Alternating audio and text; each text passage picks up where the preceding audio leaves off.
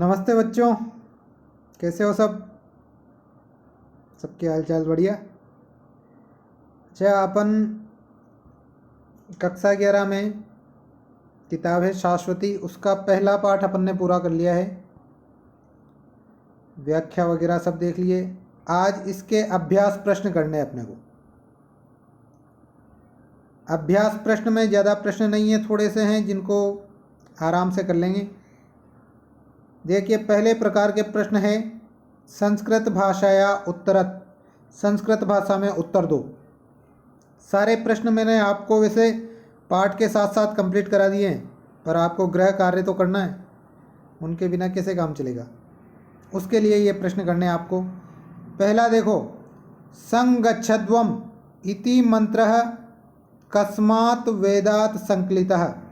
संगच्छध्वम, यह मंत्र किस वेद से संकलित है? केवल वेद का नाम पूछा है।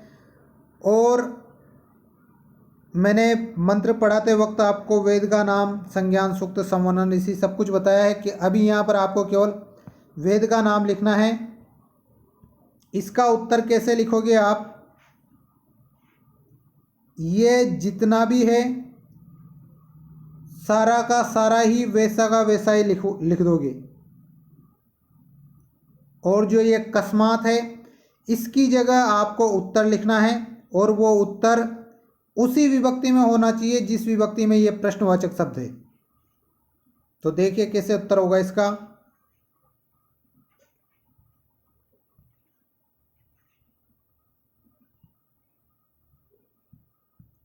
समगच्छध्वम इति मंत्रः कस्मात् वेदात्, इसकी जगह आ जाएगा ऋग्वेदात्, ऋग्वेदात् संकलितः। यह उत्तर हो गया। केवल प्रश्नवाचक शब्द बदलना है और उसकी जगह उत्तर लिख देना है। जिस विभक्ति में प्रश्नवाचक शब्द है उसी विभक्ति में उत्तर आएगा। ये पंचमी विभक्ति है तो उत्तर भी कौन सी में आया है? पंचमी विभक्ति।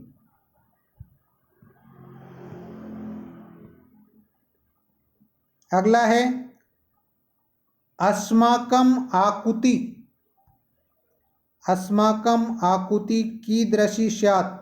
अस्माकम यानी हमारी, आकुति यानी वाणी या वचन, कीदृशी कैसे, स्यात् यानी हो, हमारी वाणी कैसी हो या हमारे वचन कैसे हो।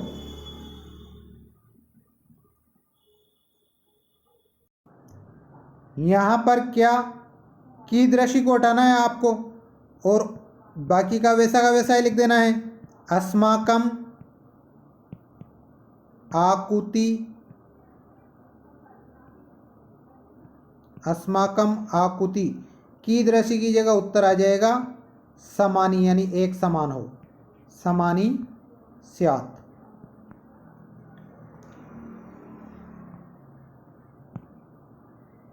अब आगे ये उत्तर लिखने का तरीका नहीं बताऊंगा, केवल उत्तर बताऊंगा।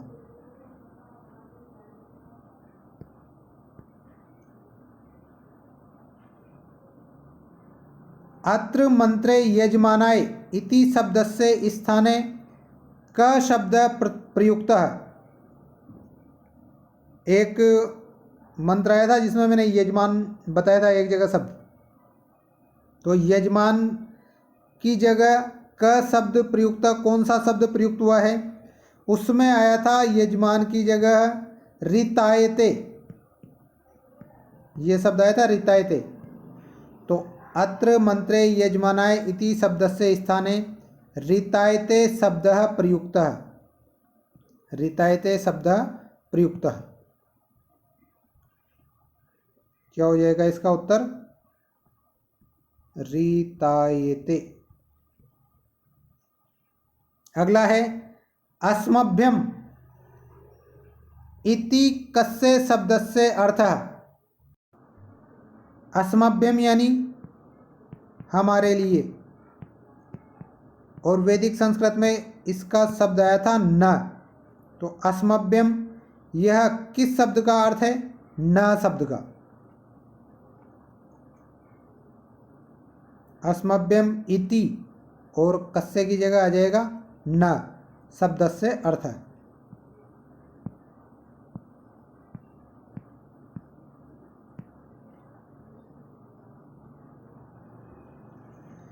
ज्योतिषाम ज्योति क कथ्यते, मतलब ज्ञान का प्रकाशक किसको कहा गया है? किसको कहा गया है? मनः, मन को कहा गया है। तो क हटा के आपको उसकी जगह क्या लिख देना है? मनः। माधवी का संतु, मीठी क्या हो? का की जगह आ जाएगा औषधये, औषधियाँ मीठी हो। अगला प्रश्न है पृथ्वी सूक्तम, पृथ्वी सूक्तम कस्मिन वेदे विद्यते, किस वेद में विद्यमान है? तो पृथ्वी सूक्तम है अथर्ववेद में, अथर्ववेदे। कस्मिन वेदे की जगह क्या आ जाएगा? अथर्ववेदे।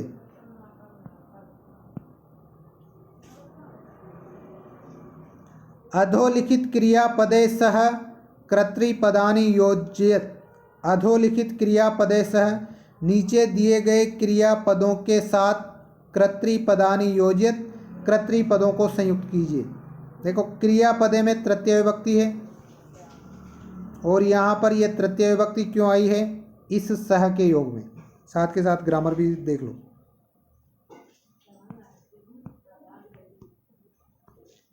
सबसे पहला है संजानाना उपासते, पहचान करके ग्रहण करते थे। कौन?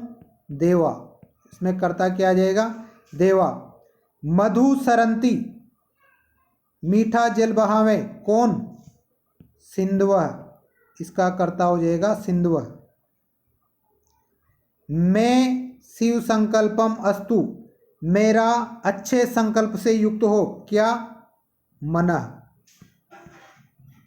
और शतम शरदः शृणुयाम, शतम शरदः शृणुयाम, 100 वर्षों तक सुने। कौन सुने? वयम, इसका उत्तर हो जाएगा वयम।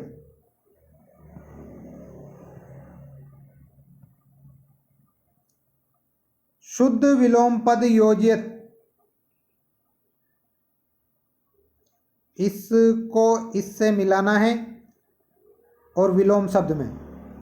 तो जागृत, जागृत का तो हो जाएगा सुप्तस्य, जागृत यानी जगा हुआ, सुप्तस्य यानी सोया हुआ। न, न यानी हम और व यानी आप, तो न का विलोम हो जाएगा व। दीना यानी गरीब, अदीना यानी जो गरीब ना हो, जो दीन ना हो, तो दीना का हो जाएगा अदीना।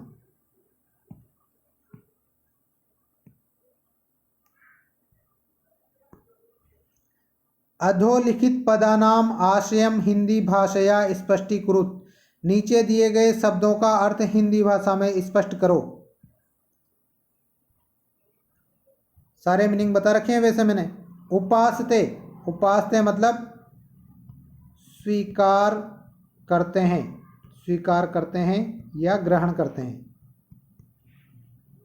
सिंधव, सिंधव का मतलब बताया था नदियां या समुद्र। सविता, सविता का मतलब सूर्य। जागृत है, जागा हुआ। और पश्चिम का मतलब देखें।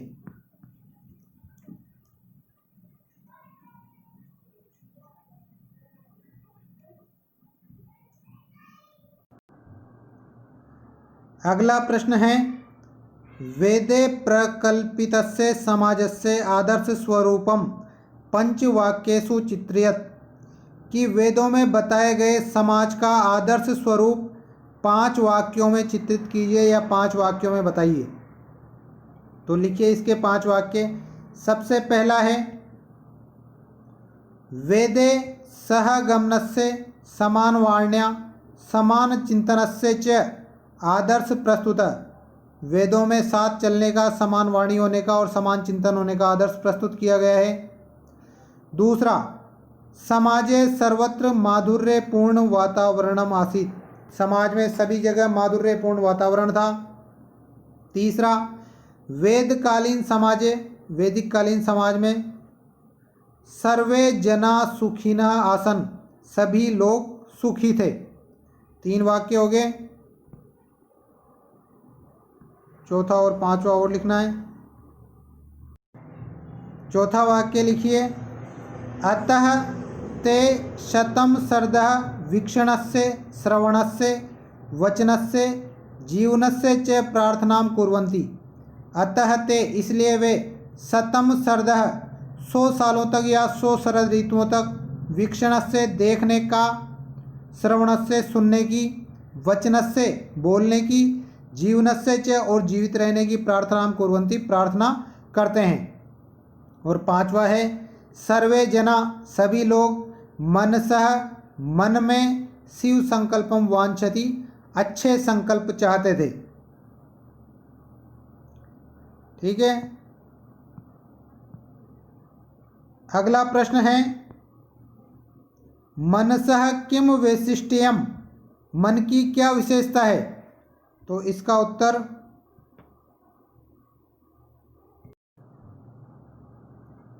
मनसः इदम वैशिष्ट्यम यत्, मन का या मन की यह वैशिष्ट्यम यानी विशेषता है, यत् की, तत् जागरण काले, वह जागते समय, शयन काले च या सोते समय, अपि भी, दूरम उदेति, दूर तक जाता है, तदेव, वह मन ही, ज्योतिषाम दूरम गमम एकम ज्योति वर्तते, ज्योतिषाम इंद्रियों को या ज्ञान को, दूरम गमम दूर तक ले जाने वाला, एकम ज्योति वर्तते, एकमात्र प्रकाशक है, वही ज्ञान का एकमात्र प्रकाशक है।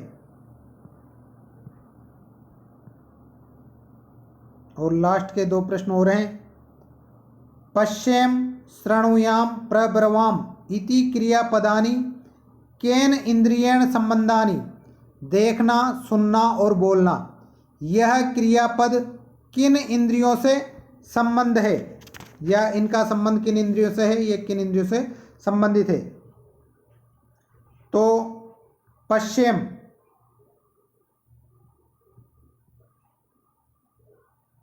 टेबल बना के लिख लेनी है आपको, आगे पश्चिम और पश्चिम से डेस लगा के लिखना है नेत्रेण।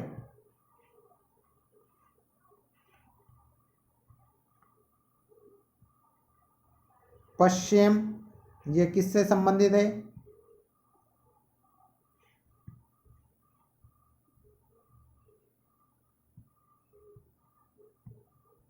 नेत्रेण। इसके बाद श्रोणयाम ये किससे संबंधित है? श्रोत्रेण। और प्रब्रवाम ये किससे संबंधित है? मुखेन। ठीक है, इस तरह से आगे पश्चिम, फिर इसके आगे श्रोणयाम, फिर इसके आगे प्रब्रवाम, इस तरह से बना के लिख लेना है।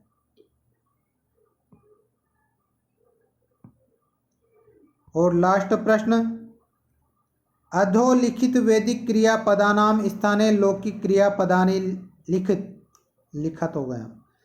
यहाँ दिए गए वैदिक क्रियापदों के स्थान पर लौकिक क्रियापद लिखिए। देखिए वैदिक संस्कृत अलग थी, लौकिक संस्कृत अलग है, तो लिखते हैं। इसी तरह से टेबल बनानी है।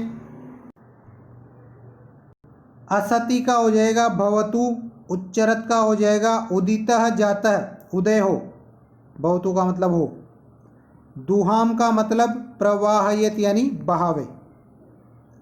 ठीक है, ये आपका पाठ 1 आज पूरी तरह से कंप्लीट हो गया है।